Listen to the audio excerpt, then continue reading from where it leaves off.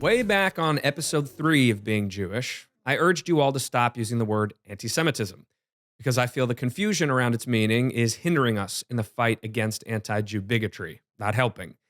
Well, I'm back again with another ubiquitous term that I think we need to put out to pasture.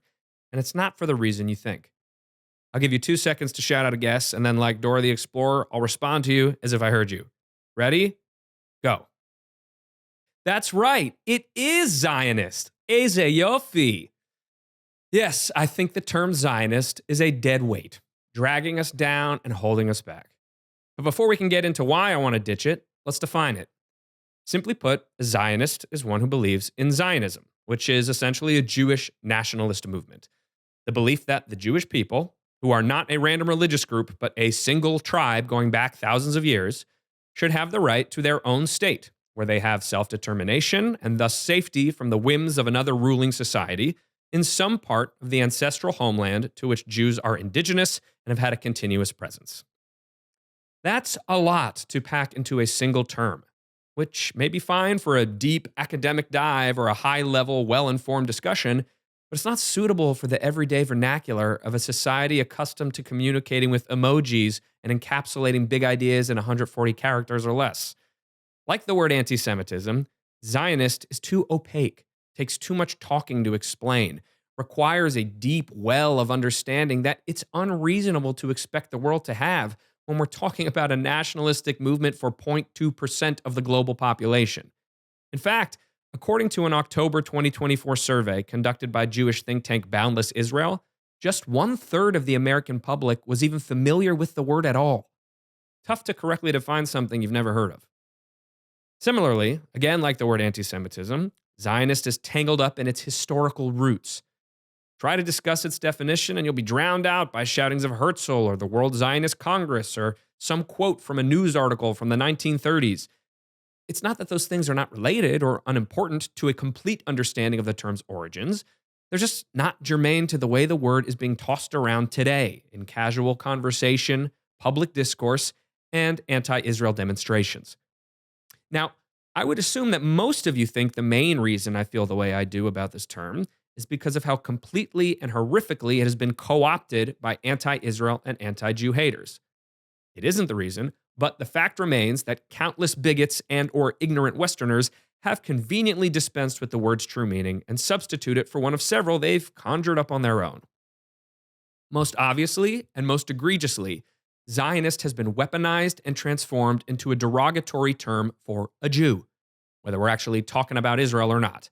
Now, what's important to note here is the intent, because it is true that by far the majority of Jews, we're talking 85 to 90% around the world, are Zionists. And why wouldn't they be? Of course, most Jews believe in the Jewish nationalist movement for safety and self-determination. To do otherwise is undoubtedly self-injurious, no matter how much one may intellectualize it. To actively root against the self-determination of a people is, by definition, to be acting against the interests of those people, whether those are some other people or your own. But when the term is used now, it's certainly not meant as a benign stand-in for Jewish people. For one thing, Jewish people have never asked to be identified this way. Jews are Jews. So for people who are against the Jewish nationalist movement to be the ones so doggedly using this term belies its malice. Secondly, they've even got a catchy nickname for it, Zios, because it's 2025 and to use any word's full length is totally sus. But jokes aside, you don't nickname a group you're antagonizing as a display of affection. We've been called Hebes and Yids and Kikes, all abbreviated terms, none of them friendly. Thirdly, some have taken to using the term Zionazis, which is a perfect example of highly racist anti-Jew inversion, a concept I dug into in episode 8. And also, I think it's safe to say that any term you can slide the word Nazi in or out of without changing its intended meaning is not meant to be very friendly. So why do the haters use these terms in this way? Because it allows them to talk as much shit as they want about Jews without having to use the word Jew. That's it. Gives them probable deniability amongst the rest of the uninformed and or Jew-hating public. They may have meant Jews, they may be using a word that includes nearly every Jew on earth, and they may very openly despise Jews, but since they didn't actually say the word Jews, The burden of proof now falls on the Jews themselves. Similarly, another incorrect meaning the haters have ascribed to the term Zionist is Israeli. While it is indeed true that like 99% of Israelis believe that their own country should exist, it is not a simple substitute, nor one Israelis have asked for. The danger here is that such a substitution allows haters to paint Israel as something nefarious, untrustworthy, and detached from normal humanity. It's not the democratically elected Israeli government, it's the Zionist regime. It's not Israeli missiles in defense of Israeli civilians, it's Zionist weapons. If they wanted to say Israeli, they'd say Israeli. But again, it's the intent that matters, and the intention here is demonization. Referring to anything Israeli by this other term to which they've ascribed an ominous, negative connotation is done with purposeful and calculated ill intent. Yet another bogus definition is that to be a Zionist is to be part of or stand with Bibi Netanyahu's current government specifically. Obviously, supporting Israel in no way means you agree with every single thing its government does. I'm a big supporter of America and certainly don't agree with every single thing my government does and never have. Nobody does. And yet, when it comes to Israel, instead of criticizing the government like we do for every other country, which is by singling out a specific political party, administration, individual, or even the nation itself, haters just call the whole thing Zionist, thereby obfuscating the word's meaning and heaping more negative associations upon it, which only buries the truth even further. And because we've now lumped all Jews, all Israelis, and Bibi's government under a single umbrella, anybody who stands by Israel in any way is, in the mind of the hater, someone who supports Bibi's government in every way, which is completely unfair and inaccurate, whether you support him or not. But still, dear friends, I've not yet explained my primary reason for believing we should dispense with this ball and chain of a word. For me, the issue is not the word's definition or misappropriation, but the detrimental way in which the word frames the entire conversation around Israel itself. Israel became an independent nation in 1948, and since that fateful day, the Jews have had self-determination and safety in terms of their place within their own society on some portion of the land to which they are indigenous.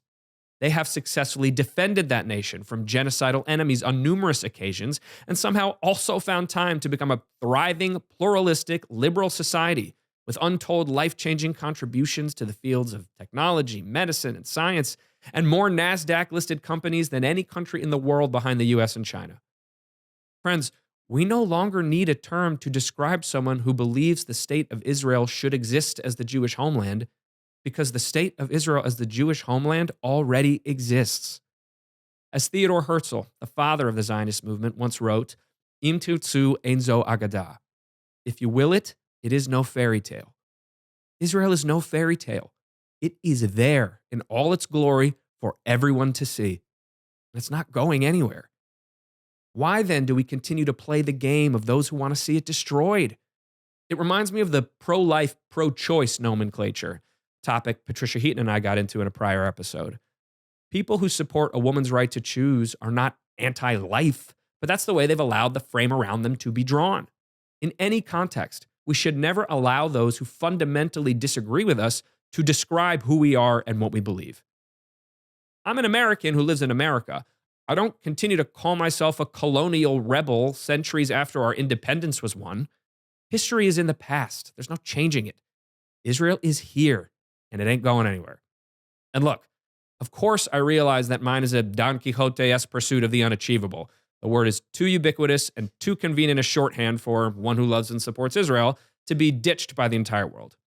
But I would argue that if you support and love Israel, you should define yourself as a supporter and lover of Israel, not as someone who believes Israel should exist, when in fact it already has for almost 77 years. By continuing to defend the right to exist of a place that already exists, we are insinuating that we accept a paradigm where the possibility of non-existence is on the table. That at some point, with enough fighting or bullying or convincing, we'll go, yeah, I guess you're right. Let's tear it all down, kick everybody out, pretend this never happened. Not existing is not an option. So we must stop defining ourselves by a term that implies it is. Zionist is our word, which means it is ours to retire. So please, join me in the present, in reality, where the complicated and beautiful country of Israel exists and always will, because for the first time, we Jews are in charge of our own destiny. And that's something that will never be undone, no matter what you call us.